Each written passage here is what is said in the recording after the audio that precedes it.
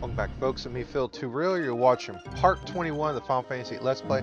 Now, while we did reach Trebia, I'm going to go back to Dalit for a moment, and specifically to the forest that is around Dalit, because I want to go ahead and get some dragon skin from some Condors. Now, there's two places in particular that I know of off the top of my head that you can get dragon skin really easily. Well, kind of easily. Well, one is in Trebia, where we just were, and roaming around the forest, you can find a few different types of encounters. One of them in particular I want would be a blue dragon. Now, blue dragons are super difficult in my opinion, but they are pretty hardy dragons, which means like they have a lot of HP, they can take a bit of punishment, and that's one thing. The other thing is that they're quite uncommon. You'll find other encounters more common than the blue dragons, in particular the snow lions. And snow lions, they're pretty good to farm for experience if you just want to, max level your characters and then reap some benefits from your bonus abilities with guardian forces. But I don't like to do that. I like to stay towards a low to mid level run until the very end of the game where I don't care anymore. The other place you can get dragon skins from are Condors, which is what I'm doing right here. Now, to help me, I use the level up ability from my Trebia Guardian Force that's on Squall, which will cause it to go up a substantial amount of levels. I think that one was like 16 or 19 levels, which is more than enough to get into the level 30s and above, which is the high level tier, which means you get better item drops, you get better steals, you get better magic to draw, so it's a pretty interesting ability if you want to farm items. Now, in the Condor's case, the common drop is going to be dragon skin. So you'll get 4 of them generally. Maybe you might get lucky, you might get a little bit more, but the common drop is going to be dragon skin, and you'll get 4 of them. So I'm going to farm this Condor for dragon skins. I actually ran around the forest a little bit. I ran into some other enemy encounters, which are the Fungar. I think there's 3 Fungars or 4 Fungars. I found that one quite often versus this one, but this is far more common than trying to find blue dragons. And also there's Wendigo, so you can farm steel pipes as well to refine into aura stones with Siren's tool ability, I believe. And then you can also get berserks from those steel pipes too, I believe, with status magic refine, which I forget which one has that. I want to say maybe it's Carbuncle, or it might be Siren still. I'm not sure. Maybe Future Phil can put the annotation up there up top. But regardless, you get some neat items from the Condor encounter. And then also you can draw Confused from Fungars. You decide to use level up on those Fungars as well. So let's go ahead and get Zell's ultimate weapon, the Air Geese. Now, Air Geese will require Fury Fragments, Dragon Skin, and I want to say some Steel Pipes, Adamantine. So Adamantine, we can get that from refining our Sacred card, or you can find it by fighting high-level Adamantoids, which we can do that because we have the level up ability. Fury Fragments, you can get that from Blue Dragons again. I believe you could steal the Fury Fragments, but I actually got the Fury Fragments from Triple Triad. I farmed the lady for Blue Dragon cards and Timber in the end that was looking at the model train. I find that she, for whatever reason, and this is probably just me, she tends to have Blue Dragon cards in her hand quite often. So that's where I go. It's 4 Blue Dragons to 1 Fury Fragment, so you get it pretty common, and you only need one of them. You don't need to farm a lot. Now, if you want to get Fury Fragments, be my guest, because that's actually a neat way to get aura spells. But yeah, this battle right here, I'm just shooting straight to me summoning the Tomberry. So Tomberry is, I think it's a pretty fun summon, even though it's a pretty weak summon. Its strengths lie in its abilities with the shops and level up and level down. But this one's pretty fun because it walks up to the enemy. The enemy know what a Tomberry is, kind of like sweats, and then he just joins them. And that's really it. Because Condors are, well, not Condors, but Tomberries, they're pretty iconic. They're one of the mascot characters in Final Fantasy, but my gosh, they can definitely make you sweat a little bit if you're not very prepared for it. And then we got some more dragon skin as well. So that's very nice. Now, if I really wanted to, I could go and refine Queesis whip to the red scorpion, I believe. I might do that off screen. I don't know. Maybe when the Tomberry, I believe the Tomberry does no junk shop already. If it does no junk shop, we can get it to learn junk shop. So now what we're going to do is we're going to go ahead. Oh, and fun fact, Zell's ultimate weapon, the Air Geese, is actually a name of a fighting game that Squaresoft at the time made called Air Geese as well. So it's pretty fun fact that they named it after a fighting game. And it so happens to be the fighting weapon of Zell, since Zell fights hand to hand. Now, before we go back to Trebia, I'm just going to Shumi Village to go and get some Ultimas. You don't have to do this, but I highly recommend getting these Ultimas because, you know, they refill quite often compared to, well, not often, but it does, the refill, the draw point does refill compared to other draw points, and it's the best spell in the game. So, you know, why not spend the money to go and get that? And like I said, money is not really a big thing in Final Fantasy VIII. So, you know, 5,000 gil for, oh, I don't know, 8 or 5 Ultimas is well worth it, considering we don't use that money for very much of anything. So now we're gonna go back into Trebia and go into the garden here, and we're gonna find that it's going to be pretty bad. It got a direct hit with the missiles from Galbaldia, so those darn Galbaldians, they destroyed Trebia. And there's probably nobody left alive inside. That's probably what Squall's thinking. But Selphie, being the energetic, hopeful young girl she is, she's going to hope for the best and go into the garden and see if there's any survivors. So, pretty disheartening for Selphie. Now, everyone's going to be a little bit wary thinking that there's going to be monsters in there, but it's actually going to be much better off than what the others are thinking. And Squall's like, just be careful. But we're going to follow her in there. So the green net, go ahead and examine it, and you'll be able to climb up. Selphie's going to run up ahead, and then we are just going to wait here. And she's going to disappear into the dimensional background. Wait for it, wait for it, wait for it. There we go. She disappeared. So we're going to go and look at what happened in Trebia. You can talk to the other 2 party members, and they will give some little flavor text. But as soon as you go into the next screen, go right and examine the little magazine that's to the right. You can barely see it. So that's the Weapon Monthly August edition, I believe.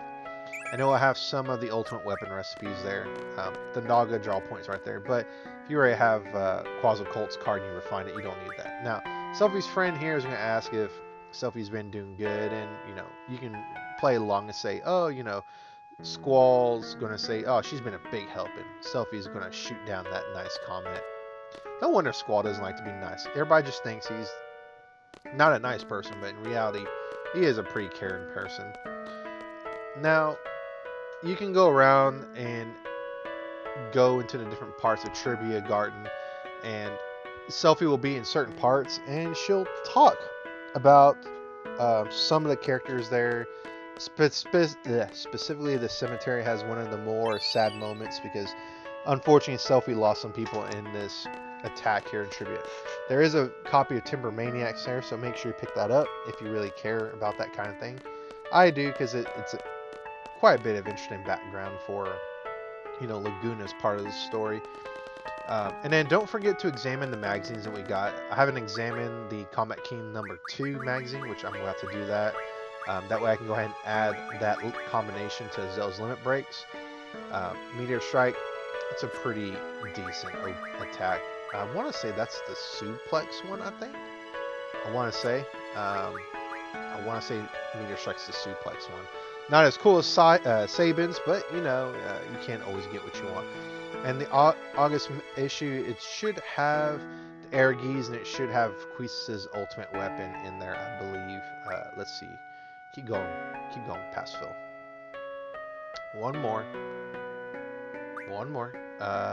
Yes, the Save the Queen whip, which is typically a sword in Final Fantasy. It's interesting that they chose to make it a whip. So, kind of neat. So, let's go ahead and resort that. And let's go ahead and examine a little bit more of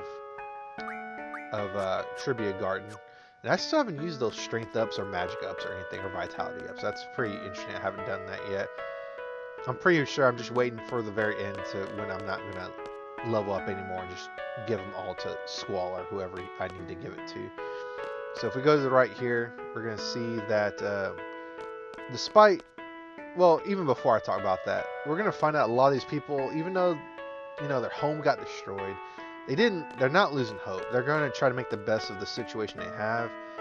So it's very nice to see this in Final Fantasy VIII, because I mean, if you stop and think about it, if you lost everything the people you loved, you'd be very disheartened and everything. But these people, they're gonna rough it out and they're gonna try to build this place back up. So that's pretty cool that they are doing that. Now, if you go to the right here, back to where those people were laying down, Selphie will be talking to the man in green, and these kids will run up, and this a lot of these dialogues really show Selphie's character.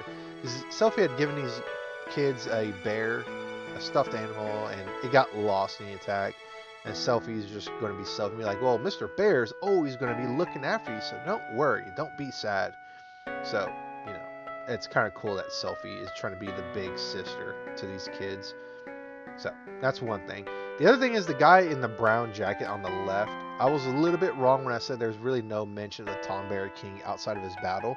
That guy will reference the Tonberry King Guardian Force. Or he'll just reference the Tonberry King. I don't think he refers to it as a Guardian Force. Actually, no, I think he mentions the Tonberry King and he says Guardian Force Summon or something like that. He's half asleep. But if you go here back to the cemetery, you'll find Selphie here talking to the grave of one of her friends. And she says to them that, she did it. She lived out their dream of making a stage and a performance and all that. And, it's kind of sad.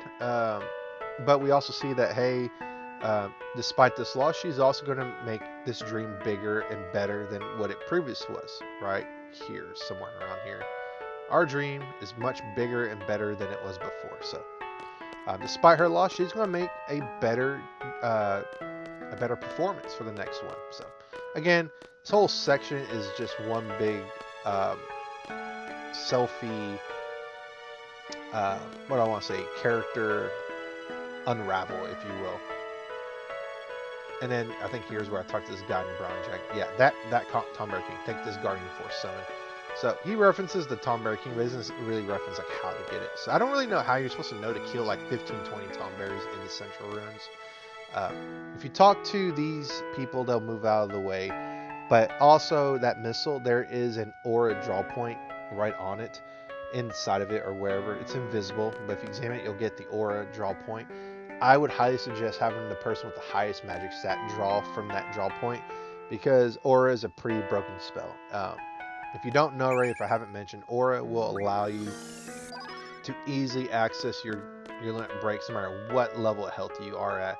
You can be at maximum health and you'll be able to access your limit break provided you push, triangle or I believe the Y button on the Xbox controller several times, and you'll get it eventually.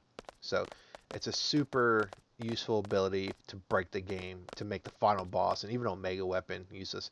That's kind of like one of the linchpins of my strategy against Omega Weapon, since people keep the same two people want me to fight Omega Weapon. So I don't know, maybe I might do it, but I still gotta fight Omega Weapon and do that battle.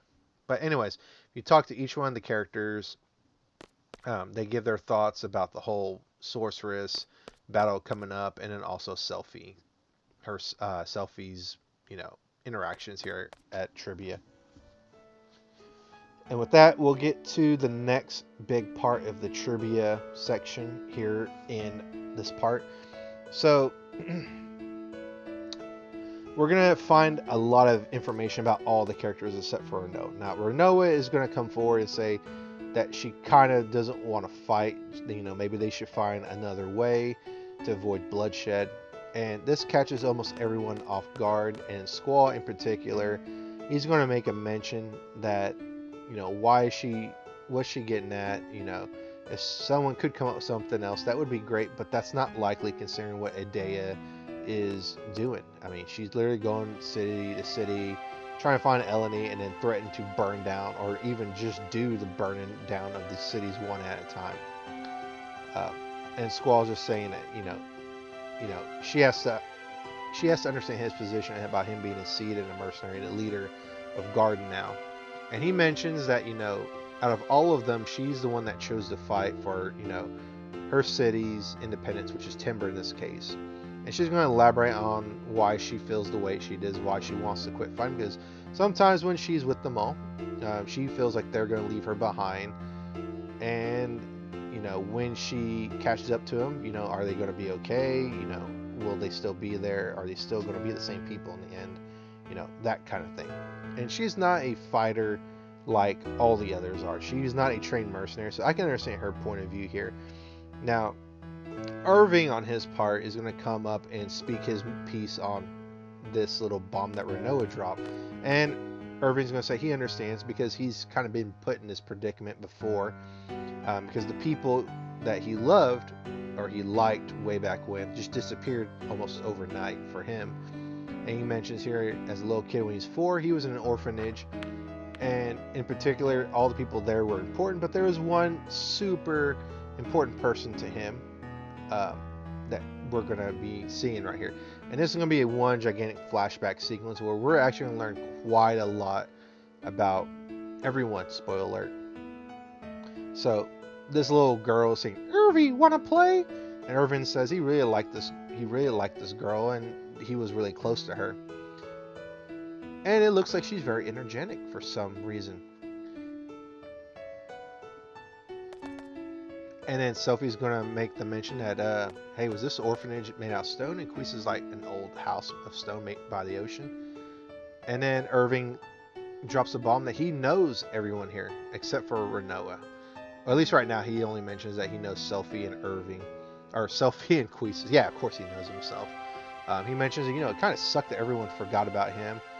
And he remembers the memories that Selphie was very spunky and Queese was a very... I didn't catch what he said, but Queese was still the older sister type, and then Zell was also there as well. And so now we're going to be going through these memories with Squall. Squall's going to be sort of transparent, and you can go around the orphanage here and talk to this little kid with the orange shirt that keeps saying, "Ellie, Ellie, where are you at, Ellie?" And then he also mentions a lady by Matwan, where's sis? So you can go into each of these rooms and talk to this little kid, and he'll say some lines and then disappear. And we're going to learn who that little kid is as well. And here's another one. He's like, "Sis, where'd you go? Don't you like me anymore?" And then Squall will narrate saying, "What a shameful sight." So quite an interesting amount of info dump here. Now we'll go down these stairs and then we can talk to everyone here. And once again, we'll learn quite a bit about this orphanage. And then they'll realize that, hey, there was a lighthouse at this orphanage as well. And Queese remembers that they set off fireworks late at night. And everyone's having fun doing it. And Zell, being the, rule follower that he was in his youth, it's kind of interesting. He's not the rule follower so much in his older years with this T-board incident. But, Queese and all them are going to remember that they got in trouble, and Zell's going to be like, "Well, what about my parents in Bolam?" Well, I mean, y'all are at an orphanage, so they probably did adopt you, Zell. So there's that. And Zell was always the person that when, he was being picked on, he always called for help with the lady named Matron. And of course, Cypher was also there, and Cypher is being Cypher, being the bully, picking on Zell, and then we're going to find out that Squall was actually also here. I'm getting a little bit ahead of myself, but Squall's going to remember all these memories about Cypher, Zell, Irving, Queese, and Selphie. And interesting enough, Renoa is not in here. So Renoa was the only person who is not at this orphanage in this scene. So if you step out for a little bit, you'll go back to the party. And eventually they're going to be like, and also Squall was there. Because everyone remembers Squall, and even Squall is going to come out and say, "Yeah, I was there too." And we're going to find out that there was another person at this orphanage that was called Ellie, which of course people already realized that it was Eleni. And Squall referred to her as sis, which is kind of interesting that he would call her sis. And that kid is actually Squall. So now we realize that his loner issues actually came from when Eleni had to leave the orphanage, or was forced to leave the orphanage. So because he was so attached to her, and then she was forced to leave, or she just left, he felt abandoned, and that's where this attachment issue came from, where he doesn't want to get close to people. So, uh, but yeah, it's kind of, this is where all that, you know, issue comes from. And Zell's gonna be like, well, she's one of us, so maybe we should help her. I think he says that line here somewhere. And they mention that she's not happy with the present, so she wants to fix the past. And, you know, Zell's like, well, she was part of an orphanage gang, so we should probably help her. If you talk to each of the party members, they give a little bit of input in each of these segments where we get a chance to talk to them. And they're wondering why they lost their memories. And then Squall, Irving's going to mention that, you know, because he hasn't used the Guardian Force, he remembers most of what this happens. He only started using Guardian Forces when he joined up with this. So it's info dumped here that the Guardian Forces are actually the cause of the issue. Now, it doesn't matter where or not, if you got through this part of the game without Guardian Forces, this is always going to happen. Plot in this game is going to go as they're using Guardian Forces, whether you're using them or not. Now, Quistis is going to mention on her part that she got to Garden when she was about 10, because things didn't work out in her adopted home, so she ended up in Garden. Now, when Ellie left, Eleni left, Quistis was going to fill in this role as the big sister, and, you know, she tried to mediate between Cypher and Squall all the time, and she remembers, you know, all the confrontations between Cypher and Squall. And right here you find out that she tried to take Eleni's place and tried to be a big sister to Squall. And at first she thought, you know, it was love, but it's really her feelings of being a big sister. Now, that all said, I do feel in my own headcanon that she actually does love Squall, because she even mentions that she gave up once Renoa came into the scene. So, like I said, in my own headcanon, I feel Quistis does harbor romantic feelings for Squall. Now, after all that said, you're going to realize, they're going to tell us that, hey, we realize that, you know, Cypher probably forgot about his past. And here is info dumped on us that, why are we not able to remember? And Irving says it's the price of using the Guardian Forces, because the Guardian Force makes its own place in their brains, and it's probably in the place where memories are stored. And Zell says, well, if we keep relying on the Guardian Forces, we won't remember anything. And Quistis is going to fire back, say, Headmaster Sid would never let us do anything that bad. And Irving's like, well, in my case, I haven't junctioned a Guardian Force until recently, and now I remember all this. And of course, Selphie, being not from actually Balam, they're like, well, did you ever use it at Trebia? And Zell also mentions this, why other nations do not use Guardian Forces, like Galbaldia or Estar. It's just really Balam that does it. Galbaldia Garden and Trebia Garden don't actually do it, but Selphie's going to be like, well, actually, when I was 12, I killed a monster and I found a Guardian Force, and I junctioned it and I have some experience with it. And she can't remember the name of that Guardian Force. And then Squall's like, what should we do? We should do nothing. What do you want to do now? Stop using Guardian Force? We're kind of indebted to these powers we're given by the Guardian Forces. So Squall's going to elect to keep on using it, and for the sake of making this game super easy, I'm going to keep using the Guardian Force, because why would you ever stop using the Guardian Forces other than, you know, plot? There's really no reason. Now here we're going to get dropped another huge bomb, because the lady who took care of him was named Matron. And in Squall's case, he remembers that she was dressed in black, had long hair, and was very beautiful. And Quistis says she was very kind and she admired her. And Selphie is just picturing her mind, and Zell's like, I can see a resemblance, they actually look alike. And everyone's like, look alike? Nah, that's not it. And then Irving remembers that Matron's name is Ada Kramer. And Irving's like, Matron is Sorceress Edea. Now, this explains a lot about Irving's apprehension about shooting Edea in the Delling City section. because he knows, because he didn't use a Guardian Force for a very long time, or up until that point, probably his first time.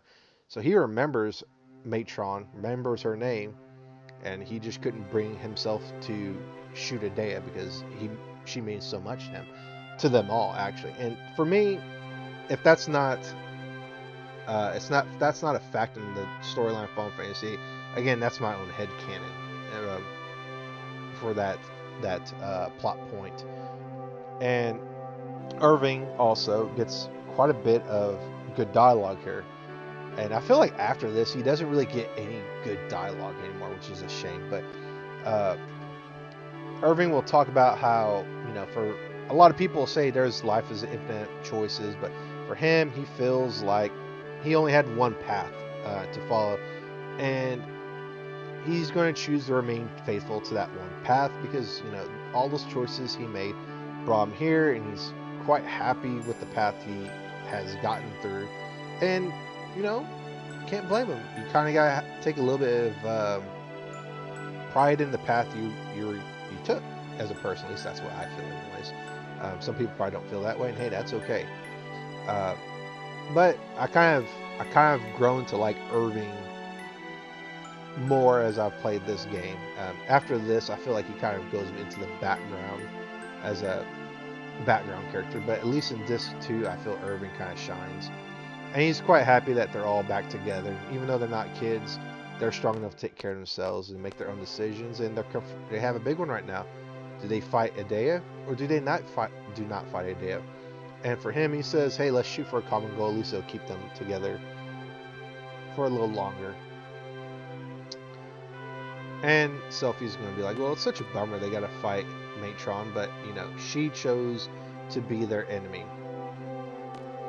And Squall's going to be like, Renault, it's up to you. They're going to fight because, they have to. And Renault is actually going to choose to stay with them. And we get a little bit of a snow here. I was going to say snow fest. I don't know why I said snow fest, but a little bit of snowfall here, which Selphie's going to say, yeah, it must be the fairies. And Zell here is going to throw out, hey, do you want to go to Edea's orphanage? And they might find a clue to why, Edea came out this way. So it's kind of interesting. And then Squall saying, despite what they find there, it's not going to change the present. And Squall's like, well, I want to see what happened there too. So they're going to head to Edea's house, which is on the Central Continent, which was that house on the Cape that we saw when we were going to go cactuar hunting. So we get a little bit of dialogue between Renault and Squall here. And Renault's like, I guess that's it, we're fighting. Or at least that's what Squall says. And Renault's like, you guys are fearless. And Squall's like, I don't think fearless is the right word. But he also wishes he didn't have to fight either. So, again, Squall's not the warmonger that a lot of people make him out to be. Now, at this point, you can go to Edea's house and continue the plot. We're actually going to do one little side quest before we go there. So, what I'm going to do is I'm going to go to the Galbaldia continent to the east, specifically the southern tip, and we're going to have an interesting encounter there. But yeah, we got quite a lot of information dumped on us right now. So, it's quite interesting that the whole party knows each other up until this point. I mean, really, well, that's not true. Final Fantasy II and I guess Final Fantasy I kind of had that going for it. But the whole party, I feel, and maybe Final Fantasy III as well. The early Final Fantasies I haven't really played very much, if at all. But I feel like this is the first Final Fantasy where that didn't happen until 8. Oh, again, 1, 2, and 3 aside. But if you go here next to this village with Encounter None, there is a chance you will encounter a UFO abducting that cow. But with that, folks, that'll be the end of this part. I'm going to go ahead and call it here, and we will go into this village, and then we will go and confront whatever is at Edea's house. So I'll catch you in the next one, folks. If you like this part, please like and subscribe to my channel. Thank you, and bye-bye.